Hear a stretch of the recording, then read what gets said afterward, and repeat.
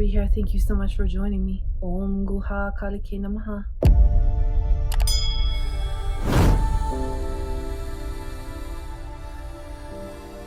Let's get into this video. Now, this is about the Saturn retrograde, which will be happening on July 12th.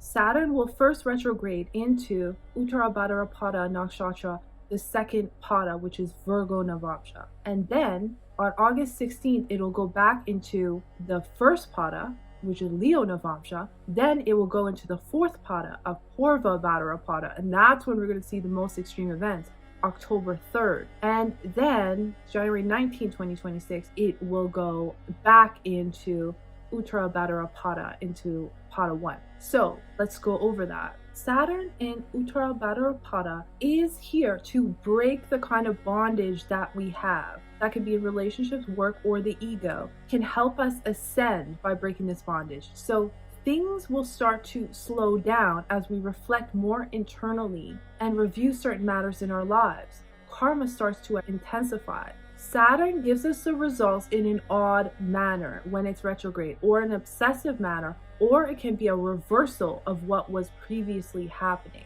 So say your work has been slow, well then now it can get busy, or vice versa. Saturn is career, hard work, karma, sorrow, poverty, old things, and people, authority, fear, patience, justice, manual labor, service to others. This is going to be at first in Virgo Navamsha, which makes us go over every single detail and have a set routine and analyze a particular matter of life. Virgo is 7th from Saturn. The zodiac sign is 7th from where Saturn is transiting right now from itself, which can bring themes of karma in relationships, business partnerships. Saturn is aspecting Taurus, which is resources and money. And on July 20th, Ketu will enter Purva Falguni Nakshatra, which can make many detach from wealth, luxury items, as many will want to split away and become more minimalist. And this can also be due to spiritual awakenings as we detach from egotistical tendencies. Saturn can increase this notion, as Saturn can make many work harder for money or restrict it in some way, or even just start to have a budget. Now, this is going to depend on your chart, because this can work in many different ways. Some may question their profession and whether they are contributing enough to this world. This may be an illusion, as the mind can wander and can make it very overly critical. A positive way of self-reflection is by spiritual practice and meditation. Many will go back to spiritual retreats, classes, or rethink these, reevaluating spiritual beliefs. Many will start to work harder as they feel like they don't do enough. Many will want to escape and use substances to do so, keeping old things in their bedroom that they no longer need. Saturn teaches the reality of life, the betrayal of relationships, and betrayal is possible due to not seeing someone for who they truly are, because this is what Pisces does. It will give the results also of Aquarius, the sign it's going towards, where Rahu sits. Now on July 20th, Mars and Ketu will make an exact conjunction in Purva Falguni. Saturn will be aspecting Moon and Venus in Taurus by the third aspect. Venus will be squaring Mars and Ketu, which will be significant for the matters of wealth, the housing industry, mothers, the markets. This can be an extreme event that affects those in low incomes of society, including the homeless, immigrants, and those relying on government assistance or charity. This is in Scorpio Navamsha, related to shared resources, taxes, unearned wealth, time we spend after marriage, secrets, insurance. There's a battle with leaders in relations to these things, and some of these things can go in a different direction. Some can have spiritual transformations. Secrets can be revealed. The death of a leader, headless actions by leaders and celebrities that lead to death. Purva Falguni is about luxury living, so this can heighten the ego here, because it's about pleasure, relationships, and procreation, and Ketu can act like Mars. Sexual crimes can happen here and can affect the entertainment industry and marriages. Saturn will come closer and closer to Rahu, and this brings up themes of that house, like I said, since it's retrograding there. So it intensifies the energy of Saturn. Now, luckily, it doesn't make an exact conjunction or a conjunction even within 3 degrees. But just its movement towards there can create this specific dosh of Saturn and Rahu, which we have to be careful of, which can intensify all the significations of Purva Bhadrapada, which I will explain in a minute. Saturn is also aspecting Sagittarius, which can intensify the matters of war. Now, like I said, on October 3rd, when Saturn goes into Purva Bhadrapada, this is the most challenging event. So in Purva, it is the death, transformation, and rebirth of the ego. This is what it actually means. But the ego doesn't go away without a fight. So this is why the most diabolical events are seen here in mundane astrology. So remember, there's a difference between what it's supposed to be, the highest significance of it, and how it plays out in mundane astrology. So it's important to understand both. Now, when we dissolve the ego, it fights back.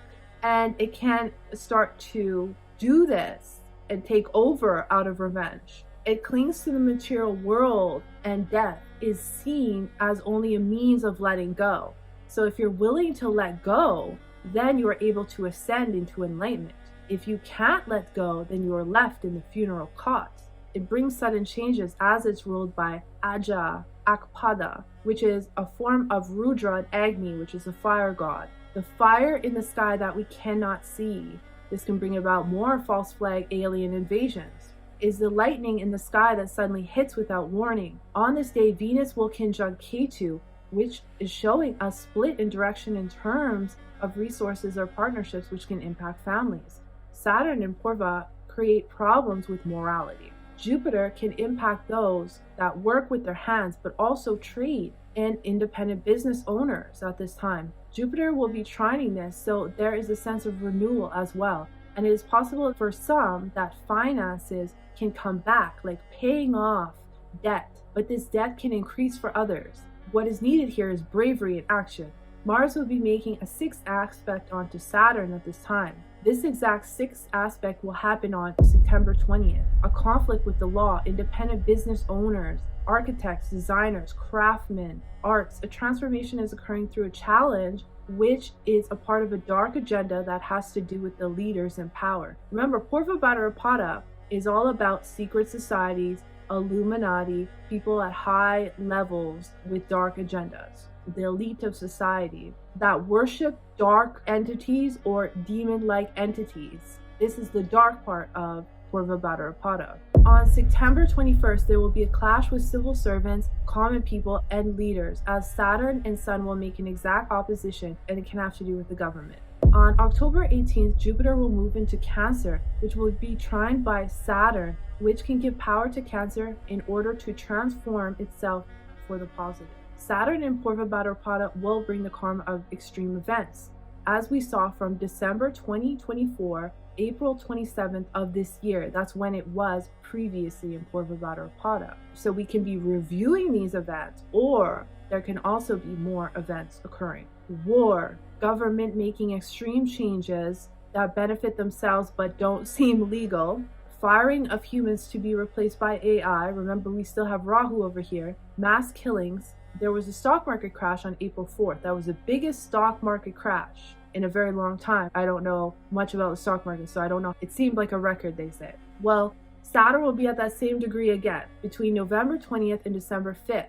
So there is a possibility that there is a crash. It won't be a record one like it was before, but there is a very big possibility, and probably more around December 5th when it's at the 0 degrees. And this could have to do with some crime of some sort. Plane crashes, acts of violence and sexual crimes, dark technology that harm humanity, people being two-faced, serial killers and prostitution, the separation of the soul from the body, black magic, criminal activities.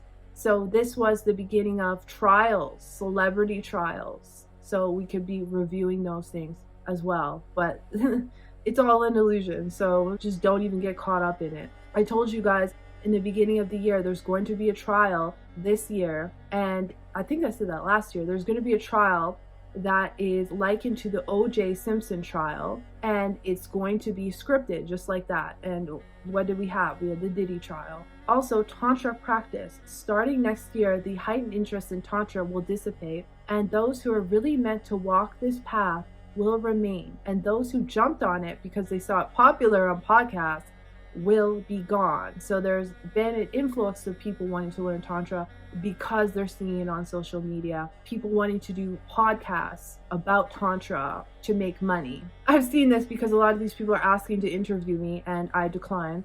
I actually don't even answer because I'm not here to do interviews. I'm not an influencer. I'm just here to do spiritual work. So those people will be gone. It's a bridge between the consciousness and the material planes, which is what people do with rituals to affect the masses. Those in elite positions, secret societies, like I mentioned, and those who practice Tantra to elevate themselves using tamasic devatas or to get rid of their tamasic energy, their dark energy. Human and animal sacrifices happen during this time.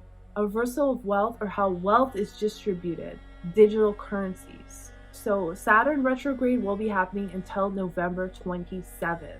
August 17th until October 3rd, I forgot to mention, that's when we'll have karma to leaders, the people versus the leaders, or more events like that. There could be more protests like that as well, because Saturn will be in the first pada of Uttarabhadra pada, which goes into Leo Navamsha. So that's just a little bit about what I see. I thank you so much for watching. I appreciate all of you, and I'll see you in the next one.